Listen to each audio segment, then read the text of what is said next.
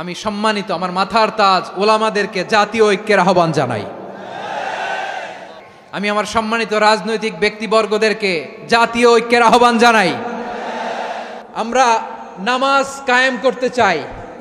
জামাত ইসলাম এই কথার উপর একমত আছে না নাই?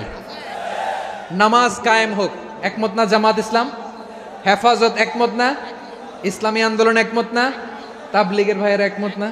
পীরের মুরিদেরা একমত না? আপামর তাওহিদি মুসলিম জনতা একমত না? তাহলে নামাজ কায়েম করতে হবে। নামাজ কায়েম করতে হবে এই কমন গ্রাউন্ডে আমরা সবাই একমত, ঠিক কিনা? যাকাত আদায় করতে হবে, সবাই একমত, ঠিক কিনা? নারীদের পর্দা করতে হবে, শালীন পোশাক পরতে হবে, একমত সবাই, ঠিক কিনা? বৈষম্য বিরোধী বাংলাদেশ চাই, সবাই একমত, ঠিক কিনা? মেরিটোক্রেসি, মেরিটোক্রেসি, আর কোনো মামা চাচার ফোনে পদ দিলে হবে না, মেধার ভিত্তিতে সবগুলো পদ ঠিক করতে হবে, চিল্লায় বলো ঠিক কিনা? আমরা একমত না? স্বাধীনতা সার্বভৌমত্বের প্রশ্নে আমরা সবাই একমত, ঠিক কিনা?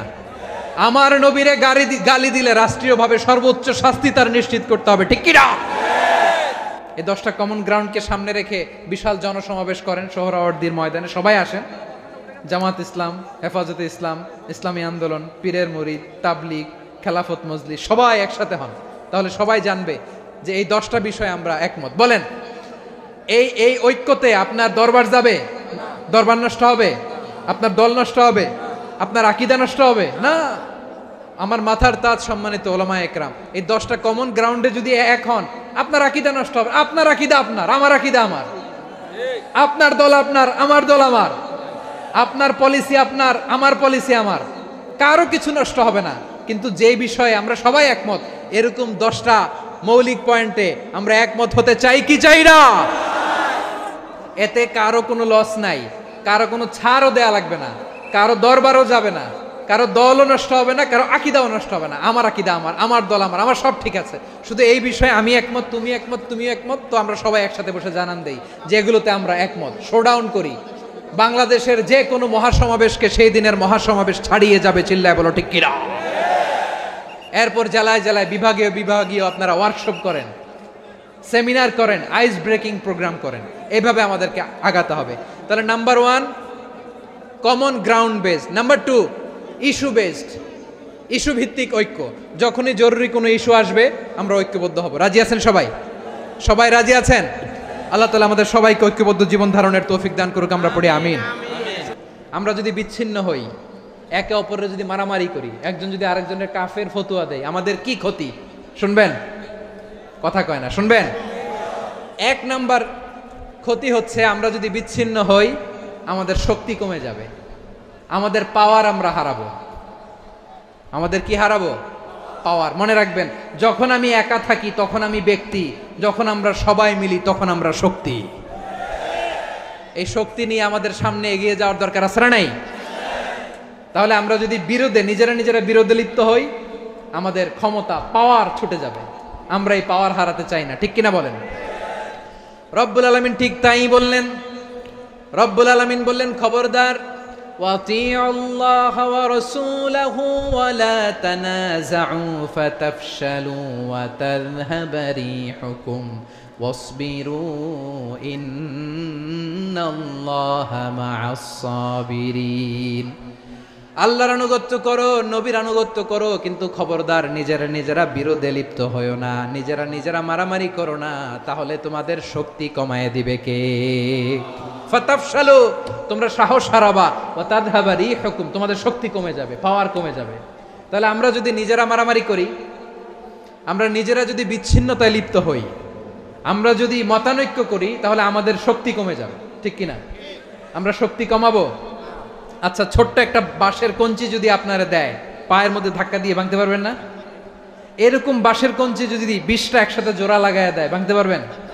কথা বোঝে নাই মনে হয়। চিকন একটা বাঁশের কঞ্চি দিলে ভাঙা যাবে না? এরকম চিকনই 20টা বাঁশের কঞ্চি একসাথে লাগাই দিলে ভাঙতে পারবেন? কারণ যখন আমি একা থাকি তখন আমি ব্যক্তি, যখন আমরা সবাই মিলি তখন আমরা শক্তি। আর কখনো কাউরে কাফের বলে গালি দিবেন? তুই জাহান্নামী বলবেন? ঝগড়া লাগলে লাগাই দিবেন? তাহলে কি করবেন? মিলায় দিব। আওয়াজ করে বলেন কি করব? প্রিয় ভাইরা, এই বিরোধ গত 50 বছর তো আমরা দেখেছি। ধর্মীয় অঙ্গন বলেন, সামাজিক অঙ্গন বলেন, রাজনৈতিক অঙ্গন বলেন, এই বিরোধ আমাদেরকে শেষ করে দিয়েছে। আধিপত্যবাদকে রুখে দিতে হলে, বাংলাদেশের বিরুদ্ধে যে কোনো ধরনের ষড়যন্ত্রকে রুখে দিতে হলে জাতীয় ঐক্যের কোনো বিকল্প নাই। চিল্লায় বলো ঠিক কি না?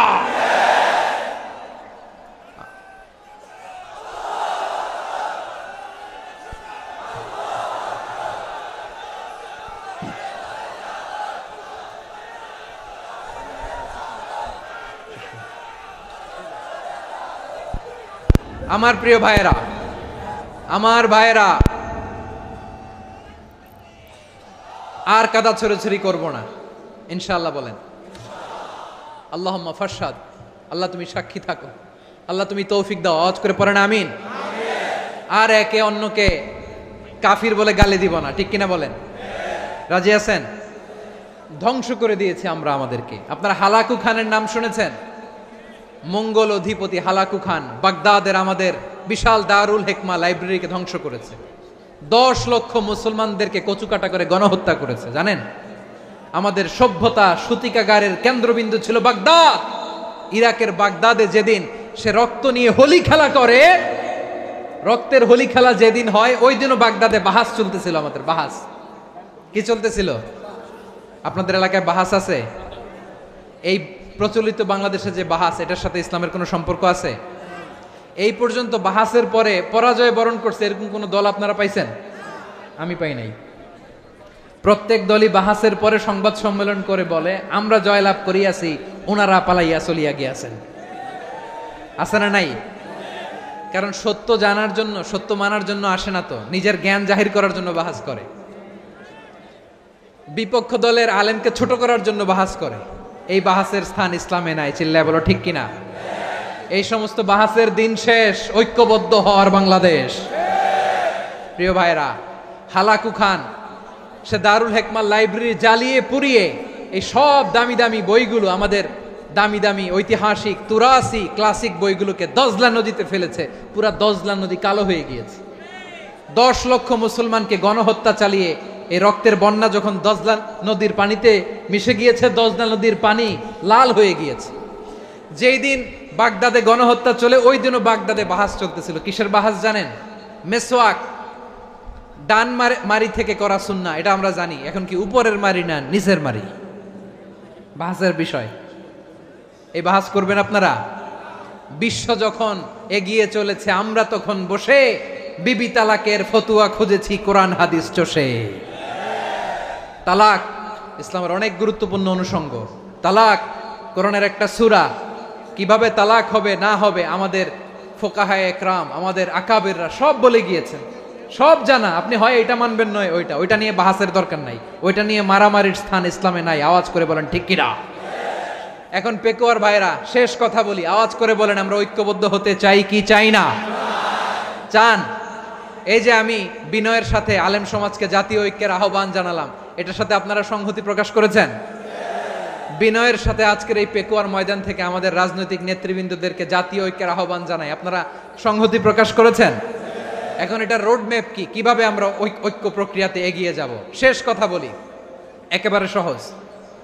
আমাদের ওলামা মাশায়েখদেরকে, আমার মাথার তাজ, তাদেরকে আমরা বলি, এই যে আমরা ঐক্যবদ্ধ হই নাই, আমরা কি বড় কিছু অর্জন করে ফেলছি? বলেন, আমরা কি খুব পাওয়ার সম্মানের জায়গায় আছি? খুব স্ট্রেংথের জায়গায় আছি? তো কিছুই তো নাই। আপনি ঐক্যবদ্ধ হইলে সমস্যা কোথায়? এমন তো না ঐক্যবদ্ধ না হওয়ার কারণে এতদিন আপনার অনেক কিছু ছিল, ঐক্যবদ্ধ হলে আপনি হারাবেন, এমন তো না। তো কিছুই যেহেতু আপনার নাই, আমার নাই, ঐক্যবদ্ধ হলে আমরা সমস্যা কোথায়? ঐক্যবদ্ধ হয়েই দেখি না, ঠিক কিনা? ঐক্যবদ্ধ হওয়ার দুইটা ওয়ে। রাজনৈতিক ঐক্য কিভাবে হবে? রাজনৈতিক সম্মানিত নেতারা ঠিক করবেন। আলেমরা কিভাবে ঐক্যবদ্ধ হবেন? শেষ কথা বলে শেষ করছি, খুব গুরুত্বপূর্ণ। This is the punching line. এদিকে তাকান। ঐক্য হবে দুইটা পদ্ধতিতে। একটা হচ্ছে কমন গ্রাউন্ড নিয়ে, বেসড অন কমন গ্রাউন্ড। যেমন ধরেন